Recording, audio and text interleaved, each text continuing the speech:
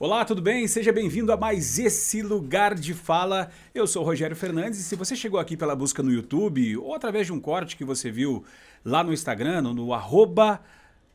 @Lugar de Fala, seja muito bem-vindo, tá? Deixa eu apresentar o nosso convidado de hoje, um convidado muito bacana, mas antes, você vai lá e se inscreve no nosso canal, tá? Se inscreva no nosso canal e agora sim eu vou apresentar o nosso convidado. Eu tô falando dele que é médico psiquiatra, professor, diretor de escola, o cara é físico, pai de um monte de gente, cara, aí faz as melhores lives da sua segunda-feira lá no seu canal, que daqui a pouco ele vai dar. Eu tô falando do médico psiquiatra e professor Dr. Murilo Nascente, hoje aqui no Lugar de Fala. Que satisfação tê-lo aqui conosco, doutor Murilo. Eu estava esperando ansiosamente por esse dia. Obrigado, Rogério. É muita satisfação minha. Realmente, eu estava esperando também para vir aqui. Venho acompanhando o trabalho de vocês no YouTube e cada dia está ficando melhor, cara. Parabéns. Pô, que legal, doutor Murilo. Doutor Murilo que a gente bate um papo direto lá na rádio onde eu trabalho, o doutor Murilo comenta, e sempre muito polêmico e ácido nas suas respostas, mas quem o conhece sabe que ele é de um coração muito legal, muito bacana, muito... É um ser humano que estaria... Se fosse dividido os seres humanos em prateleiras, Dr. Murilo estaria ali na primeira prateleira. Mas deixando a rasgação de seda de lado, Dr. Murilo, a gente sabe que o senhor é médico psiquiatra e lá no seu Instagram, esses dias você falava do medo de envelhecer. E aí lá no Instagram está o senhor. A plataforma é uma plataforma de fotografia, de imagem. É uma plataforma que as pessoas exploram e gostam de ver fotos de gente bonita. Como que fica essa questão da pessoa às vezes ter medo de envelhecer, mas está ali consumindo um negócio no Instagram? Não rola um conflito aí? As pessoas, elas têm medo de ficarem velhas? Rogério, tem duas formas de abordar essa situação e eu não vou dizer um problema, mas essa questão existencial, né, do ser humano. Primeiro que envelhecer, de certa forma, é você perder opções, perder oportunidades. As pessoas que acham, em algum momento, em que elas deixaram de cumprir as oportunidades que elas podiam, que elas não viveram as coisas que queriam viver, porque adiaram, porque procrastinaram, ou porque foram criadas de uma forma muito rígida e tentaram, a partir da sua criação, cumprir as metas que os pais colocaram para elas, cumprir metas que outras pessoas, a própria sociedade, tentar ter aquela autoimagem ligada ao zeitgeist que a gente fala, que é o espírito de uma época. Se fosse hoje, ficar rico, consumir, viajar e tirar fotos bonitas. A pessoa perdeu muito da sua vida fazendo isso. E, na verdade, autenticamente, ela queria ter um jardim, ela queria ter uma horta, ela queria caçar borboletas, ela queria ler livros, ela queria outra coisa, mas passou muito da sua vida cumprindo expectativas alheias. Essa pessoa vai ter medo de envelhecer. Mas vamos lá, a pessoa quer fazer uma coisa, ela quer, só que a sociedade impõe ela a fazer outra. Por exemplo, se hoje eu não tiver um Instagram, eu sou um ET. As pessoas vão falar, nossa, mas como assim você não tem Instagram? Como assim você não grava vídeos pro TikTok? Se desprender dessas questões que a sociedade impõe, é difícil? Tem pessoas que precisam de ajuda para isso? Sem dúvida, mas aí quando você fala a pessoa quer uma coisa, Rogério, a gente tem que colocar quem nessa pessoa quer. Porque na maior parte das vezes as pessoas não têm exata consciência do que elas querem. Existem camadas em que a pessoa ela está ou em determinado momento ou em determinado assunto da vida dela. Às vezes a pessoa ela é muito consciente com respeito à família, mas não é tão consciente com respeito ao trabalho. Ela é muito consciente com relação aos hobbies, mas ela não é tão consciente com relação ao que ela quer estudar, aprender. Então, conforme a profundidade em que ela está em contato com ela mesma, ela é capaz de dizer, isso eu quero. Ou então eu quero, mas por que ela quer? Às vezes, porque a pessoa ela vai iludida. Ela não vai porque a sociedade impõe. Ela acha que a imposição é dela. Ela confunde a vontade social, a vontade de uma época, com a vontade dela. Então, se você perguntar, você quer ficar rico? A maioria vai dizer que sim. Claro que eu quero ficar rico. Tá. E se você pegasse essa pessoa e transformasse ela numa pessoa rica, será que ela ficaria mais feliz do que ela é? É provável que ela ficaria com saudosismo. A maior parte ficaria com saudosismo dessa época em que ela queria ficar rica. Por quê? Porque ela já está vivendo algo que é dela. E às vezes lá, nesse lugar que ela quer chegar, que é um lugar imaginário, ela não vai ser tão próxima do que ela é de verdade. Então, grande parte dos desejos, eles não são autênticos. Eles são alienados. Eles são desejos de outras pessoas. ou desejos de uma época ou desejos sociais, que a pessoa compra como se fosse dela. Então essa capacidade de dizer, de fato eu quero isso, ou eu não quero isso, nem todas as pessoas têm e nem em todos os assuntos. A maior parte de nós tem algum assunto em que a gente tem essa dificuldade. Vamos lá, a pessoa querer ser feliz está atrelado só ao dinheiro? Eu pergunto por quê. Eu conversando essa semana com colegas e eles estão indo morar fora do Brasil. E aí, quando se fala em ganhar dinheiro, a maioria quer Reino Unido ou Estados Unidos. E aí um deles falou assim, não, eu estou indo para Portugal. E os outros falaram, você é louco, Portugal não é bom para ganhar dinheiro. Né? Eu não conheço lá fora, não sei como é que é. E ele falou, não, mas eu não quero ganhar dinheiro, eu só quero viver. Eu quero qualidade de vida, eu quero uma escola legal, eu quero segurança, eu quero... E os outros falaram assim, poxa vida, mas como assim você não quer ganhar dinheiro, você só quer viver? É isso que tu está falando, né? As pessoas colocam lá um objetivo, eu quero chegar lá, mas será que, é meio clichêzão que eu vou falar, né? A caminhada ela não é melhor do que a chegada? Quando ela chega lá, ela vai querer outra coisa e aí a vida vai ser só consumir e não viver o presente? Quando a gente fala que a caminhada é mais legal do que a chegada, de certa forma isso tem um certo motivo, tem uma certa razão, mas eu diria assim, escolher o caminho não é uma arte que nem todo mundo sabe. Por exemplo, o cara vai para os Estados Unidos para ser feliz. Por quê? Porque lá ele vai ganhar muito dinheiro, lá ele vai andar em caminhonetes bacanas, ele vai pagar 55 centos num litro de gasolina, vai poder andar bastante. Mas aí ele talvez não tenha percebido que lá nos Estados Unidos o clima é muito diferente, ele nunca mais vai ver o ipê amarelo. Ele não vai mais sentir o cheirinho de uma quaresmeira aqui do Goiás, como a gente fala. Ele não vai mais sentir essa brisinha de junho fria. Lá é diferente, o clima é meio cinza, alguns lugares dos Estados Unidos às vezes pode até nevar. E ele talvez não saiba o impacto que isso vai ter na vida dele. Então pode ser que ele esteja nos Estados Unidos, rico, pelo menos financeiramente muito abastado, andando numa caminhonete a diesel muito bacana, podendo andar o tanto que ele queira, mas algo vai pegar. Pode acontecer isso. Só que a pessoa, quando ela faz esse plano futuro de felicidade, ela não consegue incluir todas as variáveis. Por isso que felicidade ela é uma construção, porque você precisa ir se conhecendo, você precisa ir testando os caminhos. Você testa um caminho, opa, aqui foi legal, mas faltou isso, opa, aqui foi... Então, até que você, quando vai ficando mais velho, e não por acaso as pessoas mais velhas costumam ser mais felizes, elas conseguem identificar de fato aquilo que é importante e determinante na vida delas. E não só aquilo que ilusoriamente. Você olha para uma foto do Instagram de uma pessoa na praia, você fala, nossa, que bacana, queria estar lá. Mas talvez se você chegar lá na praia, o sol, a brisa, a água salgada, a comida de lá, não te agrade. E você vê que era só uma imagem. E a imagem pode despertar algo em você que é falso, que é ilusório. É só literalmente imaginário. É mais ou menos o que tu está falando do velho, às vezes, ser mais feliz do que o novo. Eu lembrei do título do livro, aquele A Arte de Ligar o Foda-se, né? Será porque o cara, quando é mais velho, ele, tipo assim, o foda-se tá ativado e ele tá...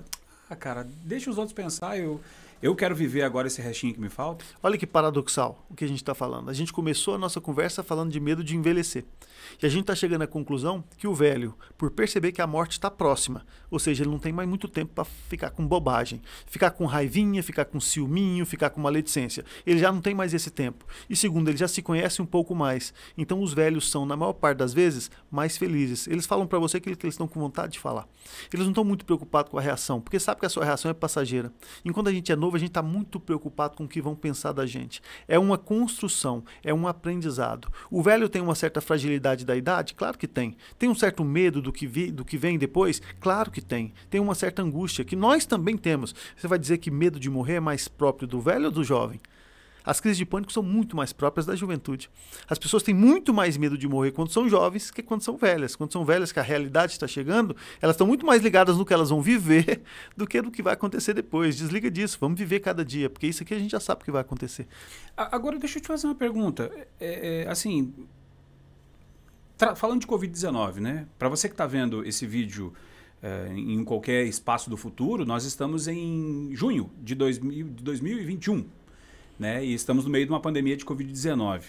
Finalzinho já, né? Se Deus quiser, a vacina chegando aí. Mas aí a gente colocamos os nossos velhos para serem vacinados primeiro. E aí lá no Japão, quando teve o lance lá de Fukushima, né? As usinas nucleares lá, vazou, teve aquele vazamento. os velhos japoneses se colocaram à disposição para ir lá, porque alguém ia ter que entrar uma hora, para se colocar à disposição para chegar lá e fazer o que tinha que fazer lá dentro. Por quê? Porque, segundo foi noticiado na época, as pessoas teriam, depois de ter contato com aquela radiação, em torno de 20 anos de vida. Então, os velhos japoneses falaram, não, peraí, eu vou viver mais ou menos isso, eu vou lá, mexo nesse negócio, tá tudo certo, e você que é jovem vai ter a sua vida para viver. Olhando agora o que está acontecendo com a Covid-19, faltou um senso de sociedade dos nossos idosos? Rogério, tem uma certa diferença conceitual aí, por causa do tempo de exposição e o tempo de sobrevida que eles teriam lá, embora entre também uma questão de qualidade. Se você vê, se você vai viver 20 anos, tá? 20 anos é o fim, mas você não vai viver bem esses 20 anos. Você vai adoecer, é um processo e tal, um câncer, um linfoma, uma coisa que você poderia desenvolver. Então, quer dizer, eles se expuseram realmente ao risco em prol dos outros. Sem dúvida, os idosos japoneses tiveram uma atitude muito bonita. Mas aqui não partiu bem dos idosos brasileiros, né? Partiu da sociedade, é um jeito diferente de ver. Eu acho que no Brasil a gente carece um pouquinho de consciência de grupo.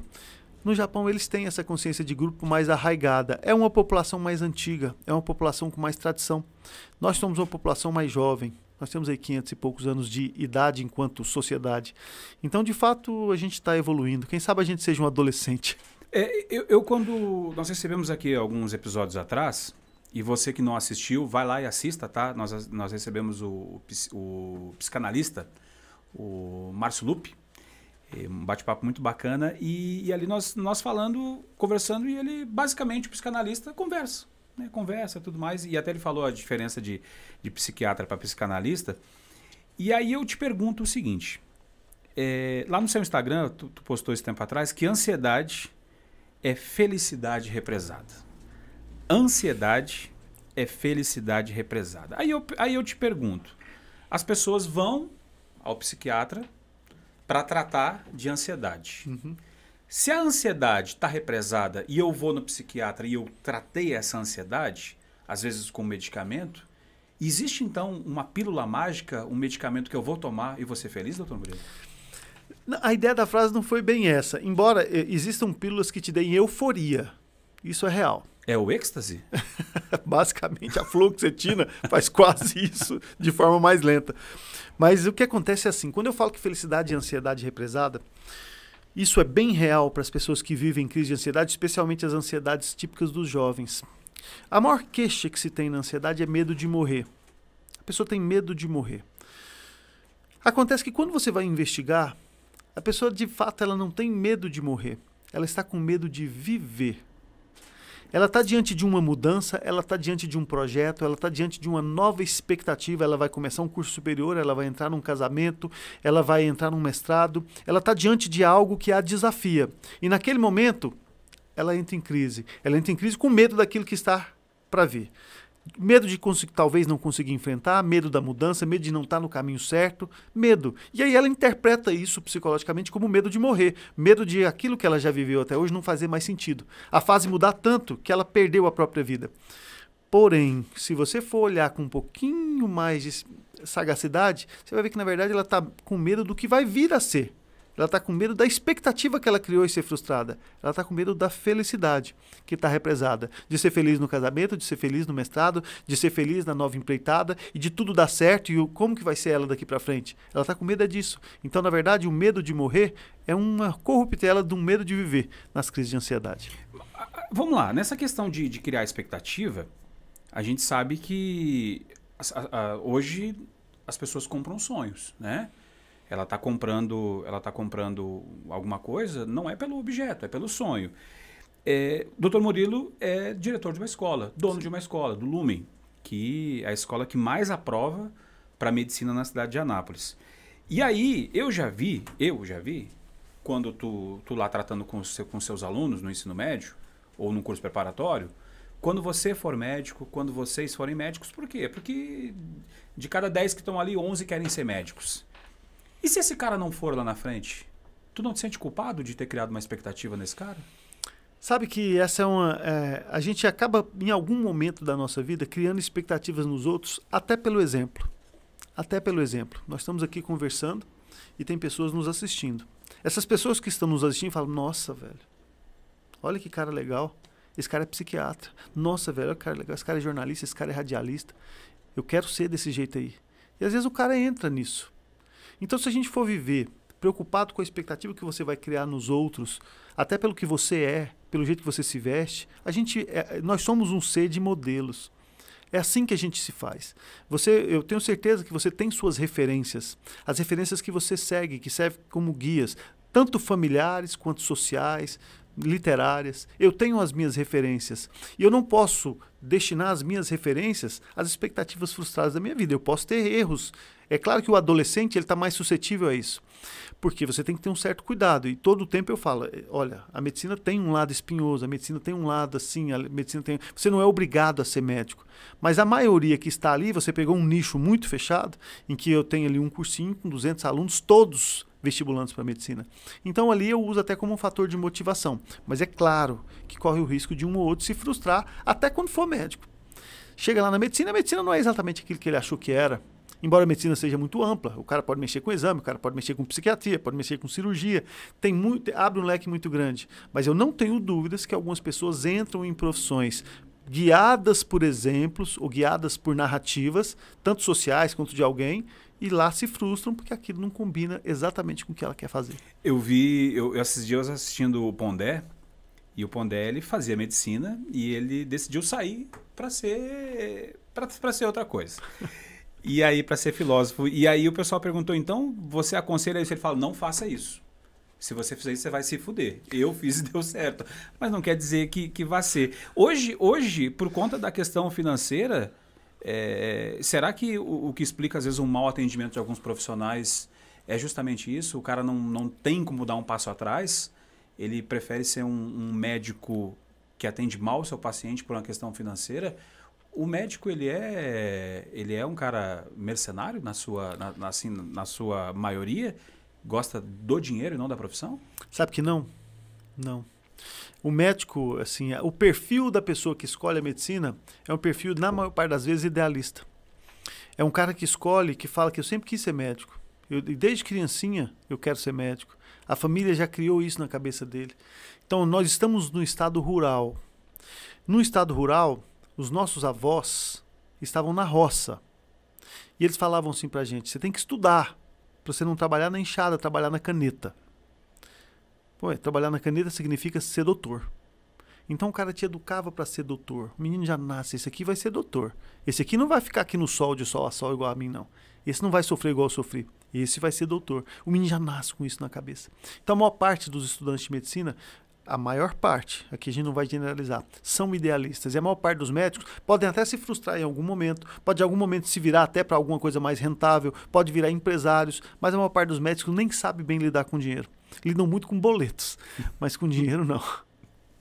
Agora, Murilo, quando tu falou da questão da ansiedade, que às vezes as pessoas têm medo do que vai vir, do que vai acontecer, entrando um pouquinho no lado do Murilo educador, os pais, eles são culpados disso em algum momento? Eu pergunto porque a criança nasce e tudo que ela faz é bonito, tudo que ela faz é espetacular, a criança, tudo que ela é o reizinho da casa, ele é o príncipezinho, ele é tudo. E por quê? Porque nós fazemos isso com nossos filhos, não sei se de forma certa ou errada, e lá na frente vai chegar um momento que nós não vamos poder criar condições de eles serem o reizinho ou o príncipezinho daquela situação.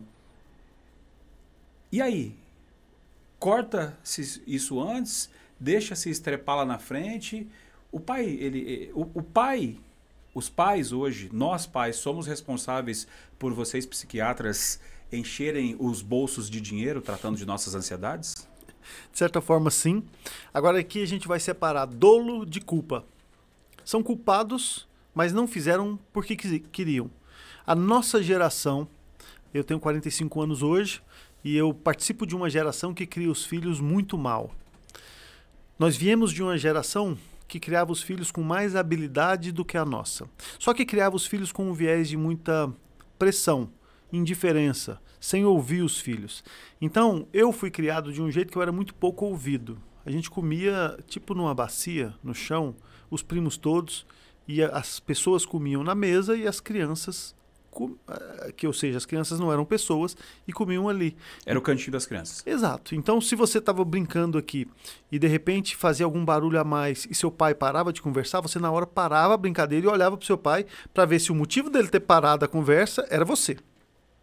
Se o motivo fosse ele estivesse olhando para você, você já ficava ali tentando saber qual era a sinalização para você ou sair, ou chorar, ou virar fumaça e desaparecer. De tal forma que hoje você vê o oposto. Primeiro você vê famílias menores, com menos filhos. Como você tem menos filhos, a atenção que você destina a cada filho é um pouco maior. Então, se você destina mais atenção para cada filho, isso significa que esse seu filho vai ser mais ouvido, então ele tem possibilidade de interferir. E isso foi entrando numa bola de neve, aumentando, de tal forma que hoje o filho já é protagonista da família. O filho escolhe o que vai comer, o filho escolhe a hora que vai comer, o filho escolhe o passeio, escolhe a viagem de fim de ano. Ele decide as coisas. Só que se ele decide as coisas e ainda é uma criança e ele não fez nada para merecer esse espaço de destaque, ele vai imaginar que a vida é assim. Ele vai imaginar que ele vai ter sempre esse destaque. E que, na verdade, ele tem um destaque porque ele é ele, e não porque ele fez algo para merecer o destaque. E você só está me entrevistando aqui hoje porque alguma coisa eu fiz durante a minha história para merecer a confiança de estar aqui no seu canal, falando a respeito das ideias que eu trago. Você já me entrevista há mais de 3 anos na rádio, você já viu meu Instagram, você já conversou comigo em outras oportunidades, eu conquistei o espaço de estar aqui. Você não está me chamando para vir aqui porque minha mãe chama Ceissa, meu pai chamava Ivo. E os pais de hoje criam os filhos mais ou menos assim. E quando eles chegam na escola, quando eles arrumam a primeira namoradinha e eles veem que eles não são especiais, eles são comuns e que eles precisam fazer algo para ser especiais, mas não foram treinados para isso em casa, o impacto é horroroso na saúde mental. Porque eles se frustram. Eles percebem que eles não são nada, eles foram enganados em casa. E geralmente o tiro sai pela culatra, porque aí ele se revolta contra o pai que criou essa expectativa nele. E aí aquele menino que começa a fazer uma retórica com relação ao pai, de querer fazer o pai sofrer aquilo que ele está sofrendo. Então ele pega e magoa o pai, ele vai justamente naquele lugar da mãe que a mãe não suporta, ele vai bem no lugar que dói e fala, eu vou me matar, eu vou me cortar, eu vou, sabe, porque minha vida não vale a pena e a culpa é sua. E de certa forma a culpa é do pai, porque o pai tendo uma boa intenção de poupar sofrimento, poupou demais. Não deixou que o menino sofresse aos pouquinhos. Então o menino não vai aprender a caminhar se ele não cair. O menino não vai aprender a se comportar se ele não for chamado a atenção. O menino não vai aprender a brilhar se ele não for esfregado, se ele não tiver atrito para aquecer. É assim que é a vida. Você não vai querer que seu filho aprenda simplesmente porque ele é seu filho. Ele não tem uma estrela na testa. E essa geração está sendo criada assim. Grande parte do sofrimento mental dessa geração tem relação com essa fraqueza dos pais. Peraí, então quando a gente fala da questão do filho, às vezes tem um problema, nem sempre o filho tem que ser tratado, mas o pai que não teve a coragem de dizer que o filho era um piá de merda. Ainda essa semana eu fiz isso. Ainda essa semana na escola. Eu recebi uma mãe com uma cartinha da filha dizendo que tinha a intenção de se machucar, ou que tinha... E eu falei, sua filha não precisa de tratamento. Quem precisa de tratamento é a senhora. Eu fiz isso essa semana ainda, porque realmente eu percebi que a fragilidade emocional não estava na filha, estava na mãe. Vamos lá. A mãe chega, o pai chega, quem quer que seja chega, e fala, professor Murilo, eu fui até o psiquiatra Murilo e este não quis me dar um medicamento para resolver a questão do meu filho. Nós conversamos aqui com o Márcio Lupe, psicanalista, e ele falou até dessa questão de medicamento resolver tudo. Os pais hoje, as pessoas acham que o medicamento resolve tudo. A culpa é de quem? A culpa é do psiquiatra que receita? A culpa é da indústria farmacêutica que às vezes faz um comercial muito bonito falando que o medicamento vai resolver? Ou a pessoa quer tomar o medicamento porque vai ser mais fácil? E aí? De quem é a culpa? É uma história, é uma narrativa toda. A narrativa começa lá na indústria farmacêutica, que supervaloriza o produto, que sabe que tem resolutividade, mas não é 100% e não é para todos os casos. Vem no psiquiatra que prescreve e que ganha a consulta médica e que ganha ao fazer com que alguém fique preso nas consultas semestrais ou mensais. E também no pai, que quer o caminho mais rápido, que não quer. O pai hoje, o menino está tendo um problema, ele leva no psicólogo. Então eu não estou falando aqui só de medicação. Eu estou falando da terapia também. Porque muitos pais delegam para o terapeuta a paternidade. Muitas mães delegam para o terapeuta a maternidade. Levam para o psicólogo. Ora, seu filho está com problema, você senta com ele e conversa. Você senta com ele e pergunta o que é. Ah, mas ele não se abre comigo. E por que você pensa que ele vai se abrir com um psicólogo e não vai se abrir com você? Quer dizer que um cara que é desconhecido dele, que dentro de um set de terapia tem mais presença na vida do seu filho que você. Isso chama delegar a maternidade. Isso chama lavar as mãos e transferir para alguém a responsabilidade pela criação do seu filho. Não é só medicação. Então os psicólogos também têm esse hábito de dizer que os psiquiatras, e eles estão fazendo o quê? Eles estão ocupando o lugar indevidamente dos pais. Eles deviam chegar falando, não, seu filho não tem que estar aqui, seu filho tem que estar na sua casa. Seu filho tinha que estar lá com você. Mas não, eles também querem ganhar a consultinha semanal deles. De manter esse menino ali, ó. Manter esse menino ali. Não, ele precisa disso, pai. Ele precisa daquilo. Você precisa de dar mais atenção para isso. Você precisa dar mais atenção. Então é uma questão de... Chama Zeitgeist isso. É o espírito de uma época. Se você pegar, não tem só um culpado e não tem um inocente, não tem uma vítima. Todo mundo. O menino quer o caminho mais fácil, o pai quer o caminho mais fácil, o psicólogo ganha com isso, o psiquiatra ganha com isso, a indústria farmacêutica ganha com isso. E todo mundo junto está cometendo um erro. Quando, na verdade, o pai tinha que sentar com o filho e que seja para jogar Roblox, que seja para jogar Minecraft, que seja para assistir uma bobeira lá, um Naruto. O pai senta com o filho, conversa com ele, bate um papo, escuta, assiste televisão com seu filho, faz um comentário a respeito de uma ação que você não concordou, deixa o seu filho perceber o que você pensa do mundo, deixa o seu filho te admirar, leva seu filho para fazer alguma coisa com você, mas não quer fazer nada disso. Quer chegar em casa, ficar no celular, olhando as coisas que quer, e se o filho enche o saco, manda pro psicólogo. Aí tá simples. Aí tá simples. Por isso que tá dando errado. Vamos lá. Dr. Murilo é médico, professor, diretor de escola, ufólogo nas horas vagas, profissional de sucesso, pai de família, enfim, né? Uma vida que muita gente gostaria de ter. Doutor Murilo, o que você quer no Instagram? Eu falo porque as redes sociais elas são uma máquina de moer gente. A internet é uma máquina de moer gente. Daqui a pouco você falou, e o Dr. Murilo tem opiniões fortes, não foge da raia. Daqui a pouco tu vai falar alguma coisa e vão te cancelar. Tu não tem medo de ser cancelado por expressar uma opinião sua? Não, porque eu sou egocintônico. O que é egocintônico? Egocintônico significa eu sei o que eu estou fazendo e confio no que eu estou falando. Eu não vou expressar uma opinião quando eu não refletir sobre ela. E se eu fizer de expressar uma opinião não refletida, eu vou pedir desculpa logo depois. Eu não me importo. Se a opinião do outro me educa, só tem duas possibilidades, Rogério. Você vai me cancelar tanto certo, e eu vou pedir desculpa, e vou lá e vou falar, olha, pisei na bola, ou você vai me cancelar sendo um idiota, e eu vou te ignorar. Não tem outra opção. Então, não tem como uma pessoa falar algo para você e te afetar sem ser que uma dessas duas opções seja verdadeira. Ou ela está certa e você tem que fazer o meia-culpa e mudar de opinião, ou ela está incorreta e isso não vai mudar nada na sua vida. Então, não me preocupo. Quando você me perguntou o que você quer no Instagram, teve uma questão geral que foi a pandemia. Meu Instagram era uma coisa pessoal, era uma coisa para os amigos íntimos. De repente, eu estava preso numa fazenda sem poder sair de casa. Falei, cara, vou gravar sobre a pandemia da peste bubônica aqui e vou contar um pouquinho de história pro pessoal. Contei uma. Falei, vou fazer um vídeo sobre ansiedade na pandemia. E de repente a coisa aconteceu. Foi uma coisa que mais surgiu, que teve vontade própria, do que eu criei com um objetivo. Agora, depois que a coisa está acontecendo, que a coisa está nos trilhos, você começa a dizer, eu posso ajudar muito mais gente de ansiedade, por exemplo, do que dentro de um consultório. Um consultório eu atendo 1 a 1. A pessoa me paga R$400 para passar comigo ali meia hora, 40 minutos. No Instagram, eu posso cobrar de 8 semanas estando comigo, 3 vezes por semana, R$99.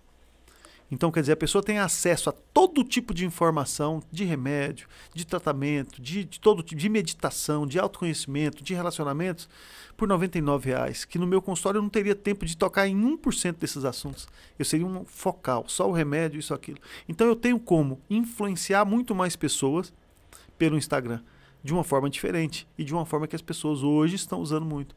Então, foi uma coisa que aconteceu de repente, que depois eu vi a oportunidade de estar presente numa coisa que eu acho que pode fazer diferença. Então, Mas aí eu vou voltar numa questão. Alguém lá de trás, lá, falar de 30 anos atrás, Sim. olhando essa forma como o Murilo trabalha, e como vários médicos trabalham, eles não estariam lá atrás falando que isso seria uma forma errada de mexer com a medicina, que aquilo ali estaria 30 anos atrás, tá? Isso 30 anos atrás o pessoal não falaria, não, medicina não pode ser comercializada. A coisa mudou dentro da ideia até do próprio conselho? Rogério, veja bem. Primeiro, não há o que se discutir que informação traz saúde. Isso é indiscutível. Se você ensina uma pessoa, inclusive um dos grandes problemas a gente tem quase, sei lá, que vai chegar a 500 mil mortos daqui a pouco tempo aqui no Brasil, foi uma questão de dissonância cognitiva nacional, de informações conflitantes. A falando uma coisa, B falando outra, C falando outra, D falando... E a população totalmente perdida no meio desse mar de informações acabou optando sempre por caminhos nem sempre os mais corretos e sofreram, e a gente vem sofrendo, a questão de uma contaminação em massa por Covid-19. Informação é importante. E às vezes eu consigo, com uma informação, eu faço muito no consultório, nem só o remédio trata, a informação trata. E 30 anos atrás, os caras não tinham rede social, mas tinham livros.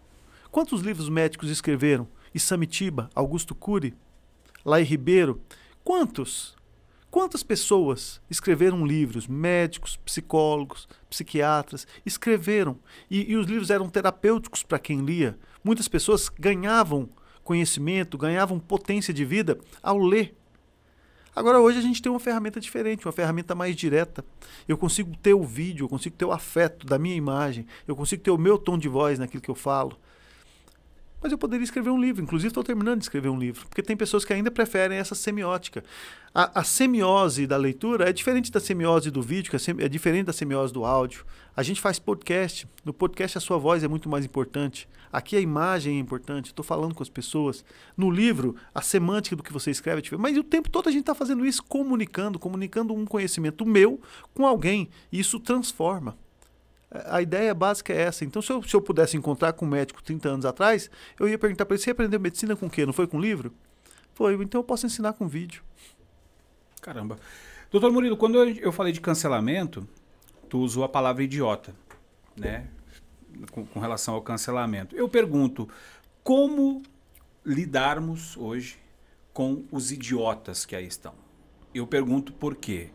Dentro dessa questão do pensamento binário, ou se você é de um lado, você não pode ser do outro. Se você não é do outro, não pode ser de um. Essa semana, a Juliana Paz defendeu a doutora Nisi Yamaguchi. E é um sobrenome japonês, eu não vou lembrar agora qual que é o sobrenome dela, na CPI da Covid-19. E o pessoal brigou com ela por ela estar em cima do muro, Juliana Paz. Idiotas de um lado e idiotas do outro, politicamente falando. Como lidar com os idiotas que, às vezes, você posta qualquer coisa na sua rede social ou até na sua vida e eles te tratam de forma... indelicada. Para não falar um palavrão aqui. Como tratar com os idiotas sem que a nossa saúde mental vá para o espaço? Eu tento ser gentil sempre e eu tento mostrar as dissonâncias cognitivas sempre. Dissonância cognitiva é a incapacidade que uma pessoa tem de interpretar exatamente aquilo que você escreveu. Por exemplo, eu fiz um post em que eu escrevi assim, ó, se você acha que seus pais foram injustos com você, pare de mimimi ou pare de reclamar e tente aprender alguma coisa com eles para aplicar nos seus filhos. A ideia básica é o seguinte, pare de reclamar de seus pais, cresce e vai ter sua vida, eles fizeram já o que tinham que fazer. Algumas pessoas pegaram esse post meu e falaram, você não conhece pai narcisista? Você não conhece que pais podem fazer muito mal para os filhos? Um médico desse só pode ser bolsonarista. O Murilo é bolsonarista? Pelo amor de Deus, pelo amor de Deus. Olha, eu tenho muita dificuldade para me colocar em qualquer seita. Também para me retirar, mas essa eu não tenho nenhuma célula do meu corpo é bolsonarista. Eu acho essa pessoa que está no governo do Brasil um imbecil completo. Completo, completo. Eu não consigo ouvir nada de positivo. E olha que eu já dei muito benefício da dúvida para ele. Então, partindo como todo mundo, com o pensamento binário, se tu não é bolsonarista, você é lulista? Não, também não. Não sou lulista. Veja bem, não gostaria que o Lula voltasse à presidência da República. Não gostaria que o Bolsonaro continuasse na presidência da República. Os dois me envergonham.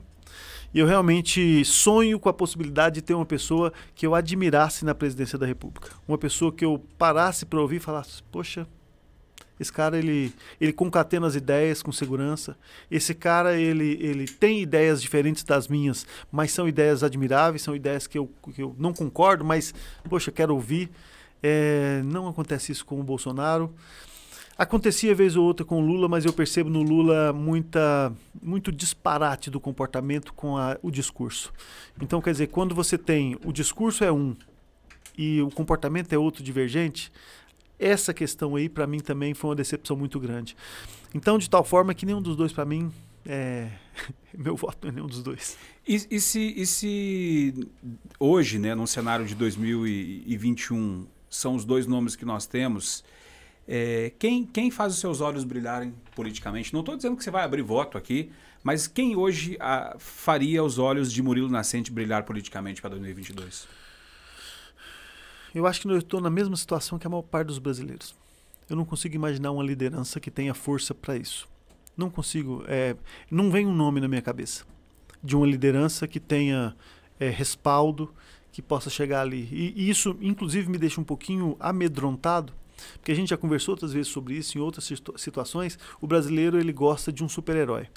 Esse super-herói vai aparecer. O super-herói já apareceu, que foi o Bolsonaro, chamado de mito. Era o super-herói que ia nos salvar do mar vermelho da corrupção. Tá aí, não nos salvou, piorou as coisas, nos envergonhou. E alguém vai nos salvar do mar verde e amarelo da imbecilidade.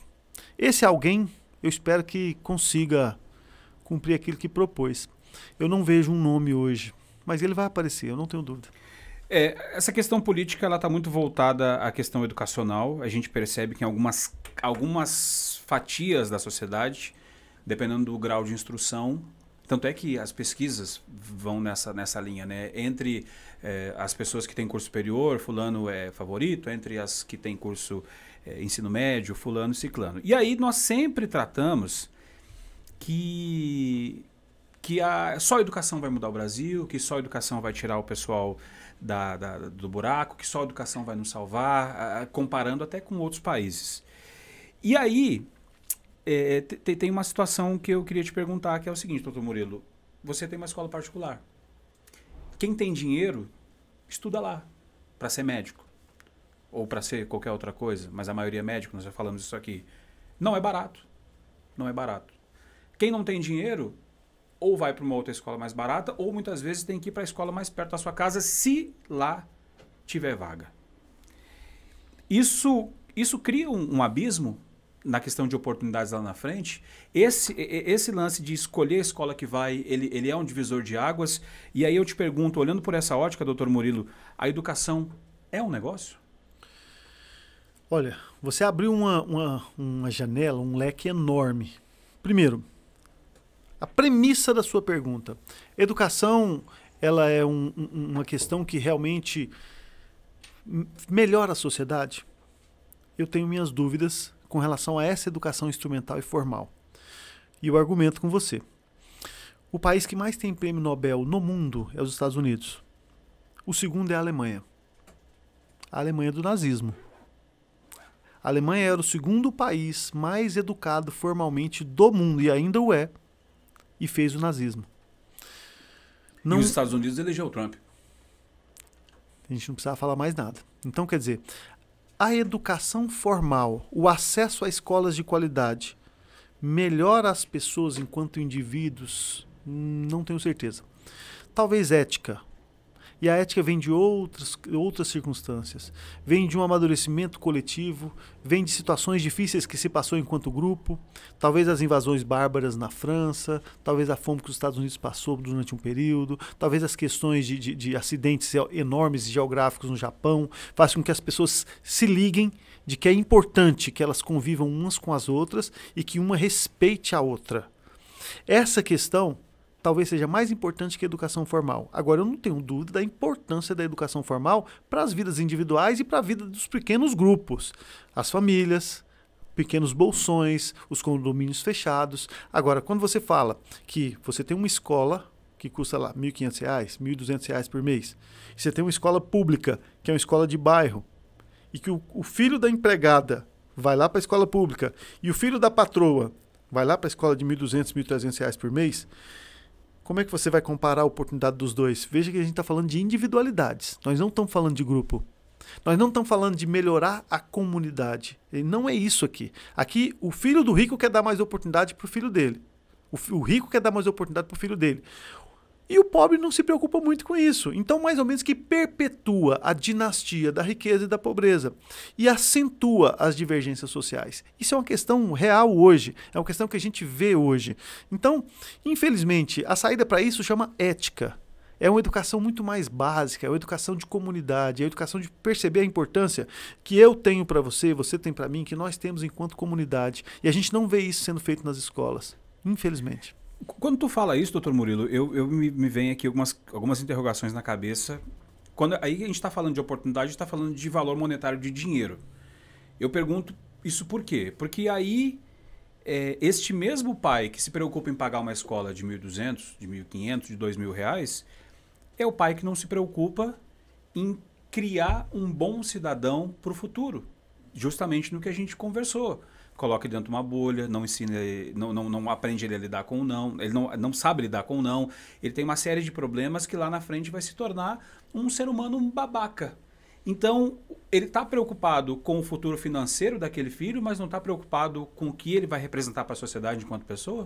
E não compreendeu nem que, para que ele tenha um futuro financeiro promissor, é necessário que tenham consumidores para ele. Uma pessoa não tem como uma pessoa ter muito dinheiro no meio de uma comunidade completamente caótica, desorganizada e pobre. A riqueza ela é construída em grupo. Nós temos países muito ricos. Quando você tem desigualdades muito intensas, como a gente vê no Brasil, você tem algumas pessoas tendo acesso a muitos, usufruindo de muitos confortos, mas sem ter possibilidade. Por exemplo, você não tem cinema nacional. Por quê? Porque não vale a pena ter o cinema nacional. Você não tem cinemas locais. Por quê? Porque não vale a pena. E isso, o rico também sofre disso. As escolas não são tão boas. Até as escolas do rico poderiam ser melhores se você tivesse mais pessoas consumindo. Então, quando você segrega, você empobrece todo mundo. Isso é uma falta de inteligência. Então, você cria o seu filho para ser rico. Você cria seu filho para ter mais oportunidade. Você cria seu filho para não se misturar com o pessoal pobre, mas ele vai vender as coisas que ele produz para quem? Quando ele for médico, ele vai consultar quem? Quando ele for advogado, ele vai trabalhar para quem? Ora, se você segrega, então, a ideia é que todo mundo cresça junto. Se todo mundo cresce junto, a comunidade cresce como um todo. Infelizmente, é equivocada essa ideia. Essa ideia está se perpetuando por tempo demais. Aí você fala, vamos trabalhar com empreendedorismo. O empreendedor paga imposto. Eu concordo, mas o empreendedor vende alguma coisa. Para vender alguma coisa, tem que ter mercado consumidor. Se o mercado consumidor não tem dinheiro, você vai ter só gente para roubar seu comércio. Você vai ter gente... Não tem cabimento. A injustiça social não faz bem para ninguém. Quando eu vejo o doutor Murilo falando isso, que tem que ficar bom para todo mundo, dentro desse pensamento binário, dessa babaquice que a gente encontra hoje, alguns poderiam dizer, Murilo comunista, porque tem um pensamento progressista e socialista dessa forma, mas olhando por uma ótica, eu até te questiono, tem como estar bom para todo mundo? Ou se tiver bom para um grupo, vai estar ruim para outro grupo? Rogério, a gente já conversou muitas vezes e eu acho que é difícil ter uma pessoa mais conservadora que eu. Eu tenho muito pouco de comunista, de petista. Eu sou extremamente, assim, eu sou um liberal de raiz mesmo. Eu acho que as pessoas, primeiro, a natureza ela não é justa. As pessoas elas são diferentes, infelizmente.